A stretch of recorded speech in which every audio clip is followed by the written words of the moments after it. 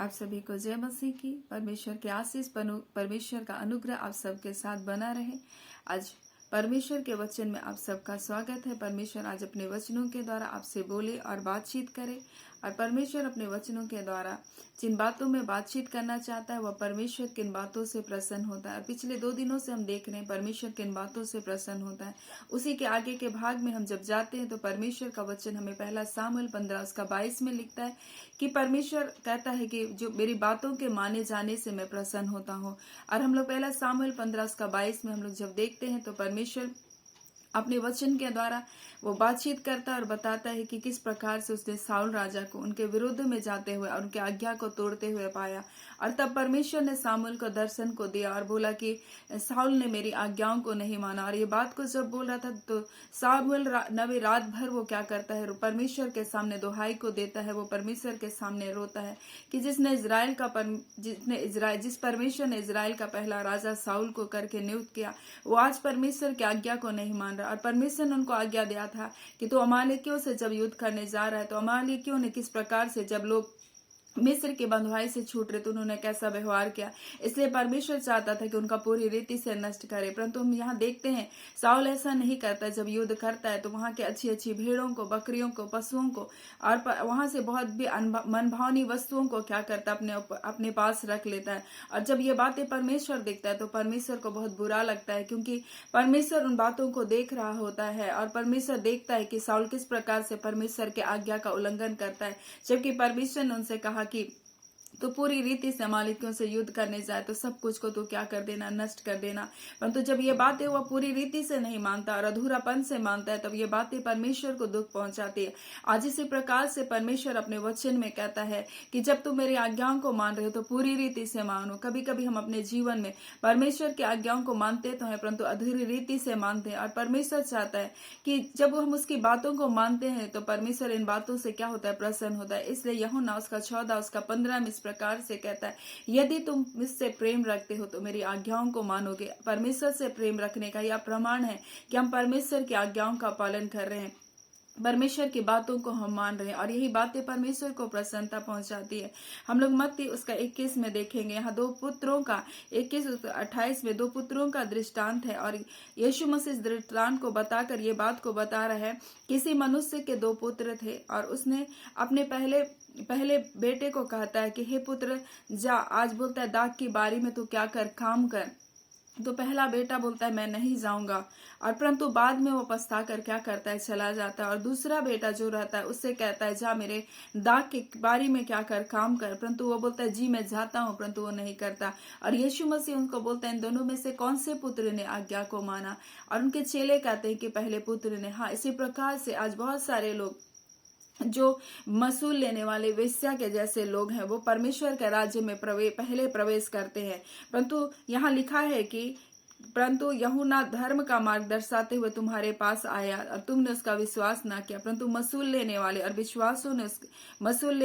वेश्याओं ने उस पर विश्वास किया। यह देखकर भी बाद में भी नहीं पछताए कि उसका विश्वास कर लेते। आज इसी प्रकार से बहुत सारे लोग, पापी लोग, अपने गलत कार्य को जान रहे कि हम गलत कार्य को कर रहे हैं, हम पापों में पड़े हैं, और वो क्या करता है, पश्चाताप करके परमेश्वर के पास लौट रहे हैं और परमेश्वर के कार्य को कर रहे हैं। परंतु जो उसके लोग हैं, जो उसकी संतान है, आज भी अपने गुनाहों में पड़े हैं, आज भी अपने हठीलेपन में पड़े हैं। और परमेश्वर का वचन इस प्रकार से कहता है, सुन लेना तो बलिदान चढ़ाने से और कान लगाना यानी ध्यान देना मेढ़ों की चर्बी से क्या है, उत्तम है। और परमेश्वर कहता है कि आज बहुत सारे लोग परमेश्वर का वचन को सुनना नहीं चाहते, क्योंकि सुनना बोलता है कि मेल बलि चढ़ाने से क्या है, उत्तम, और कान लगाने यानी परमेश्वर की आज्ञाओं पर ध्यान देना भी मेढ़ों की चर्बी से क्या है, उत्तम है। आज परमेश्वर के लोग, परमेश्वर के संतान कहलाने पर भी वो आज परमेश्वर की आज्ञाओं पर ध्यान नहीं दे रहे, वो लोगों से प्रेम नहीं कर रहे। और परमेश्वर कहता है मैं दया से क्या करता हूँ, प्रसन्न होता हूँ। और परमेश्वर का वचन इस प्रकार से कहता है कि मैं दया से प्रसन्न होता हूँ। बोलता है अगर तुम इसका अर्थ जानते, बोलता है परमेश्वर का वचन इस प्रकार से कहता है मत्ती 12:17 में, यदि तुम इसका अर्थ जानते कि मैं दया से प्रसन्न होता हूँ, बलिदान से नहीं, तो तुम निर्दोष को कभी भी दोषी नहीं ठहराते। आज लोग एक दूसरे पर क्या कर रहे हैं, दोष न होने पर भी उनको क्या कर रहे हैं, दोषी ठहरा रहे। और कई बार ये हम कब करते हैं? जब हम किसी दूसरे को नीचा दिखाना चाहते हैं और अपने आप को ऊंचा बढ़ाना चाहते हैं, तो हम दूसरों को क्या करते हैं? नीचा करते हैं, दूसरों को दोषी ठहराते हैं और अपने आप को अच्छा बताते हैं लोगों की नजरों में। और ये क्या है? ये कार्य गलत है। और परमेश्वर कहता है, अगर तुम दया का अर्थ को जानते, बोलता है कि मैं बलिदान से प्रसन्न नहीं होता, बोलता है, परंतु मैं दया से क्या होता हूँ? प्रसन्न होता। अगर तुम इसका अर्थ जानते तो तुम निर्दोष को क्या नहीं ठहराते? दोषी ना ठहराते। आज क्या करते हैं लोग? निर्दोषी लोगों को क्या कर रहे हैं? दोषी ठहरा रहे हैं, उनको गलत साबित करने में तुले हुए हैं। और परमेश्वर कहता है कि तुम मेरी आज्ञाओं को मानोगे, तब मैं तुमसे क्या होगा? प्रसन्न होगा। बोलता है, मेरी बातों के माने जाने से मैं क्या होता हूँ? प्रसन्न होता हूँ। मैं मेल बलि और होम बलियों से उतना प्रसन्न नहीं होता जितना कि परमेश्वर कहता है कि मेरे बातों के माने जाने से। और परमेश्वर चाहता है कि आज हम परमेश्वर की आज्ञाओं को, परमेश्वर की बातों को माने, क्योंकि उसका वचन कहता है, यदि तुम मुझसे प्रेम रखते हो तो मेरी आज्ञाओं को क्या करोगे? मानोगे, बोलता है। और यहाँ पर वही दो पुत्रों के दृष्टांत में ये बात को बता रहा है कि किस प्रकार से एक ने जाने से इनकार कर दिया, अपने पिता की आज्ञा को मानने से इनकार कर दिया, लेकिन बाद में पछता करके गया कि नहीं, मुझे अपने पिता की बात को क्या है? मानना है। और इसकी तुलना उन पापियों से, उन मसूल लेने वाले, उन बेस्याओं से किया गया जिन्होंने पश्चाताप किया और परमेश्वर के राज्य में लौट करके आए, परमेश्वर के कार्य को कर रहे हैं। परंतु आज परमेश्वर के लोग क्या पश्चाताप कर रहे हैं? क्या वो परमेश्वर के कार्य को कर रहे हैं? क्या परमेश्वर के खेती में, परमेश्वर की सेवा में क्या वो योगदान को दे रहे हैं? नहीं। परंतु आज परमेश्वर अपने वचन के द्वारा बोलना और बातचीत करना चाहता है कि हम किस जगह में हैं, हम क्या कर रहे हैं। क्या हम परमेश्वर की आज्ञा को पूरी रीति से मान रहे हैं, क्या हम साउल के जैसा कर रहे हैं कि परमेश्वर के कुछ कार्य को कर रहे हैं और कुछ कार्य को हम अधूरा छोड़ रहे हैं। और ये बातें परमेश्वर को बहुत बुरी लगी और इसलिए परमेश्वर ने इस वचन को अपने दास भविष्यवक्ता के द्वारा कहा कि मैं, मेरी बातों के माने जाने से मैं क्या होता हूँ? प्रसन्न होता हूँ। आइए हम परमेश्वर की प्रसन्नता को खोजें, परमेश्वर को जो अच्छा लगता है वैसे कार्य को करें। आज एक नया दिन है, एक नया समय है, एक नया मौका परमेश्वर ने हमें दिया कि हम अपने जीवन की नई शुरुआत कर सके।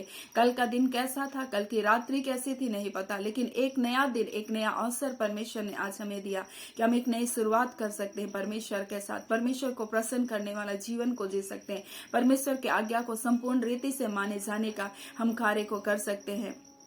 और परमेश्वर ने एक नया अवसर हम सबको दिया है और परमेश्वर को इस अवसर को देने के लिए हम उसका धन्यवाद दे सकते हैं। परमेश्वर का अनुग्रह को देने के लिए हम परमेश्वर का धन्यवाद देते हैं। परमेश्वर के दिए एक नए मौके को देने के लिए हम परमेश्वर का धन्यवाद देते हैं, क्योंकि जब मसूल लेने वाले और व्यवसायों ने परमेश्वर प्रभु यीशु के सुसमाचार को सुना, तब उन्होंने क्या किया? अपने मन को फिराया, उन्होंने अपने पापों को छोड़ा और परमेश्वर के राज्य में प्रवेश किया।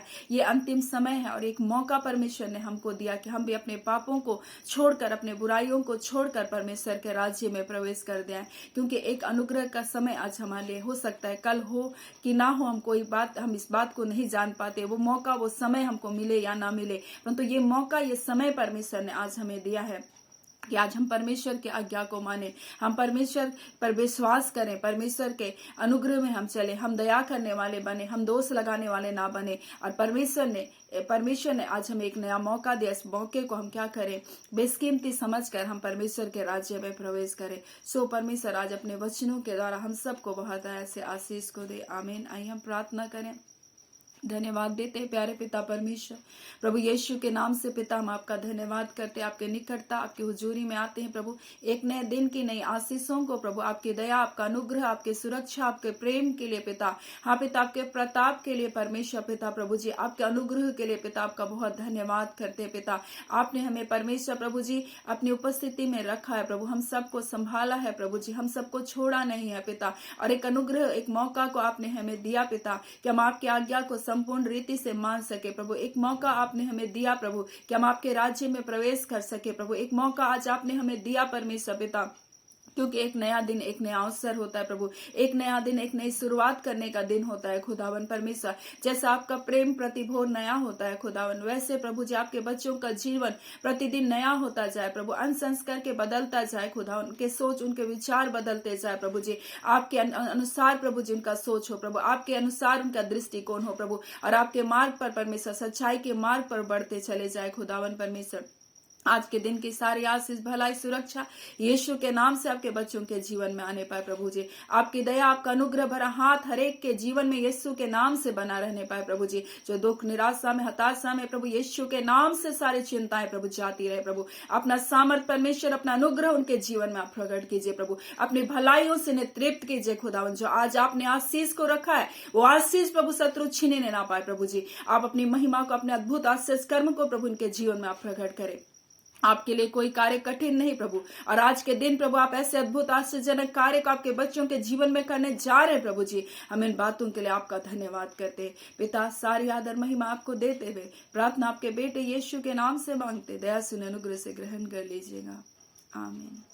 परमेश्वर आप सबको बहुत ऐसे आशीष को दे। आमीन।